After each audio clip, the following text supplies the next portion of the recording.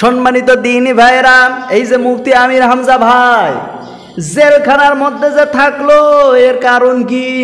কারণ মানুষজন বুঝেও বলেছে ঠিক, না বুঝেও বলেছে ঠিক।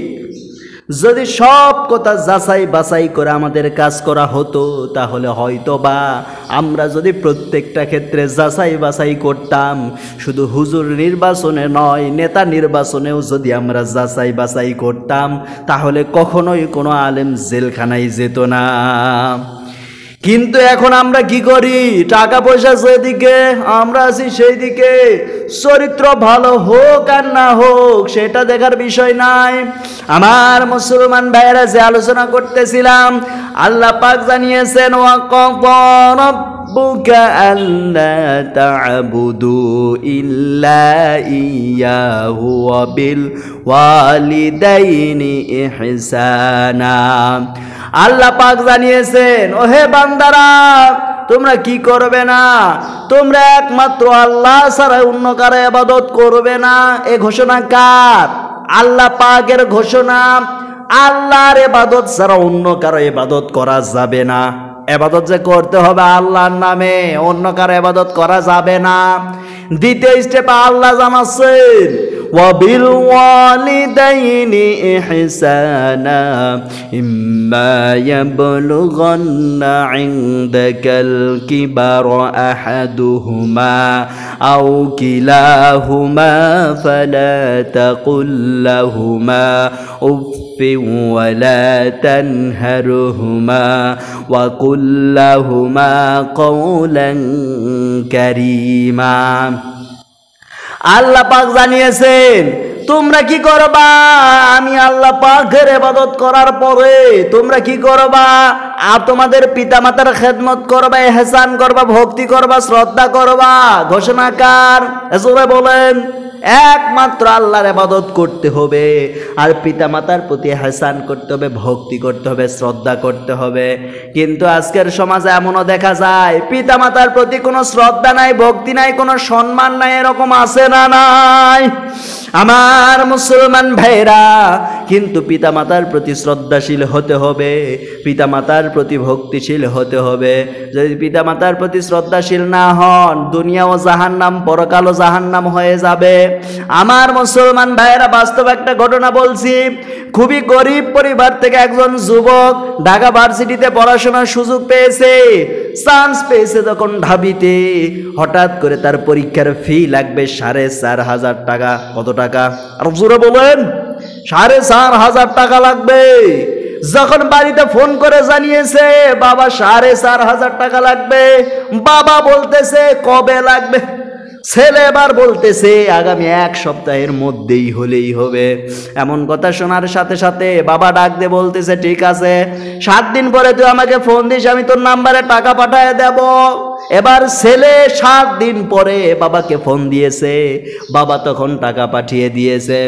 বাবা যখন টাকা পাঠিয়েছে, ছেলে সেই টাকা পরীক্ষার ফি হিসেবে জমা দিয়েছে।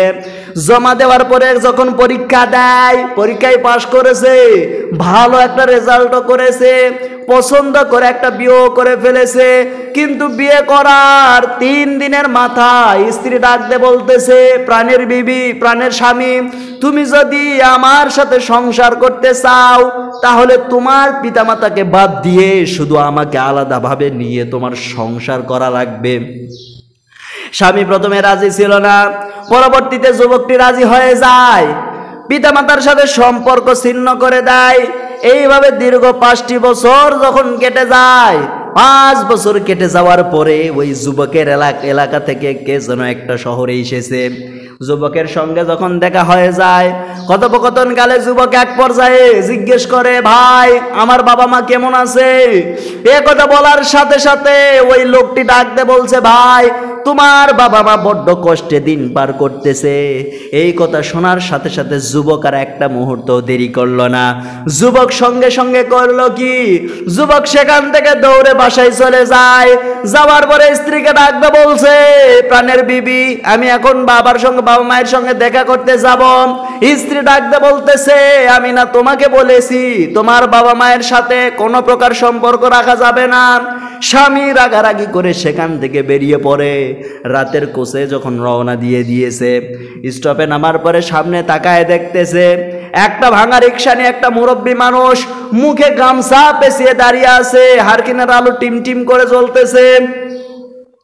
আহারে কপাল পোড়া যুবক, চিনতে পারে নাই ওটাই তার বাবা। বাবাকে চিনতে না পেরে বাবাকে খালি বলে রিক্সাওয়ালা বলে ডাক দিয়ে বলছে, তুমি কি অমুক এলাকায় যাবা নাকি? বলছে কার বাড়ি? বলছে ফজু মিয়ার বাড়ি। বলছে কে হয়? বল যা হয় হোক, তুমি যাবা নাকি সেটা বলো। বলছে ওঠেন স্যার। দীর্ঘদিন পর ছেলের কণ্ঠ শুনতে পেয়ে বাবার বুকের ভিতরে যেন মসুর দিয়ে উঠেছে, কিন্তু ছেলের সম্মান হারাবে, ছেলে সম্মান হারা হবে, এই জন্য নিজের পরিচয় গোপন করে ছেলেকে নিয়ে এবার বাড়ির উদ্দেশ্যে রওনা দেয়। আমার মুসলমান ভাইরা, বাড়ির উদ্দেশ্যে যখন রওনা দেয়, পথি মধ্যে ওই যুবক পেছন থেকে পিঠের মধ্যে থাপ্পড় মারছে, মেরে বলতেছে বৃদ্ধ বয়সে রিক্সা চালাও, রাতের বেলা রিক্সা নিয়ে টানতে পারবা না, তাহলে রাতের বেলা কেনে এসেছ? এমনি এমনি 65-র পর বয়স, তার মধ্যে অসুস্থ, খক করে কাশে, এর মধ্যে ছেলে আবার মারছে, একটু পর আবার দ্বিতীয় থাপ্পড় দিয়েছে, দেওয়ার পরে বলতেছে এই বৃদ্ধ বয়সে আপনি রিক্সা চালান, আপনার কি কোনো ছেলে মেয়ে নাই? আর নিজের আবেগটাকে কন্ট্রোল করতে পারলেন না, তিনি রিক্সা থেকে নেমে বললেন। নামার পরে ছেলেকে ডাকতে বলছেন, স্যার আপনার মোবাইলের আলোটা একটু ধরেন। মোবাইলের যখন আলো ধরছে, এবার আলোর সামনে গিয়ে বাবা মুখের কাপড়টা খুলে ফেলে। দীর্ঘদিন পর বাবাকে দেখতে পেয়ে রিক্সা থেকে নেমে তাড়াহুড়ো করে বাবার পাশ জড়িয়ে ধরে বলছে, বাবা গো, আমি বড় বেয়াদবি করে ফেলেছি, তোমরা আমাকে মাফ করে দাও। কিন্তু এই রিক্সা পাইলা কোথায়? এবার বাবা ডাকতে বলতেছে, তুই যেদিন থেকে আমাদের সাথে সম্পর্ক শেষ করে দিয়েছিস, সেদিন থেকে ভাঙা রিক্সাটা আমি চালাই, এই রিক্সা দিয়ে কোনো মতো সংসার চালাই। এবার ছেলে ডাকতে বলছে, তাহলে মায়ের কি অবস্থা? বলছে তোর মা গত 1 বছর থেকে অসুস্থ অবস্থায় বিছানায় পড়ে আছে, অসুস্থ অবস্থায় বিছানায় পড়ে আছে, তোর মায়ের চিকিৎসা করাবার মতো টাকা পয়সা আমার নাই, এই জন্য তোর মায়েরও চিকিৎসা আমি করাতে পারতেছি না। এবার বাবাকে বলছে ছেলে ডাক দে, বাবা তাড়াতাড়ি চলো, তাড়াতাড়ি চলো, আমি আমার মাকে দেখব। ছেলে তখন বাবা রিক্সায় করে তাড়াহুড়ো করে যখন রওনা দেয়, বাড়িতে পৌঁছায় তারা যখন, আহারে কপাল পোড়া হলে যা হয়, তারা বাড়িতে পৌঁছার 10 মিনিট পূর্বে তারা মা দুনিয়া থেকে বিদায় নিয়ে চলে গিয়েছে। আমার মুসলমান ভাইয়েরা, দৃশ্য দেখে বাবাও জায়গা স্ট্রোক করে দুনিয়া থেকে বিদায় নিয়ে চলে গিয়েছে। যুবক এবার বাবা মায়ের লাশ জড়িয়ে ধরে হাউ মাউ করে কাঁদতেছে আর বলতেছে, বাবা গো, আমি দুনিয়াও হারালাম, আখিরাতও হারালাম, মা গো তোমরা আমাকে মাফ করে যেতে পারলা না। এই জন্য নবীজি জানিয়েছেন, হুমা জান্নাতুকা হুমা নারুকা, মা বাপ তোর জান্নাত, মা বাপ তোর জাহান্নাম। মা বাবার সঙ্গে ভালো আচরণ করবি, ওই মা বাবার দোয়াই তোকে জান্নাতের দরজা পর্যন্ত নিয়ে যাবে। মা বাবার সাথে বদ খারাপ আচরণ করবি, ওই মা বাবার বদদোয়াই তোকে জাহান্নাম নিয়ে যাবে। পরে নাউজুবিল্লাহ। দোয়া করে আল্লাহ পাক যেন এই কপাল পরা যুবকের মতো আমাদের কপাল না করেন, পরে না আমিন। আমার মুসলমান ভাইয়েরা, যে কথা বলতেছিলাম।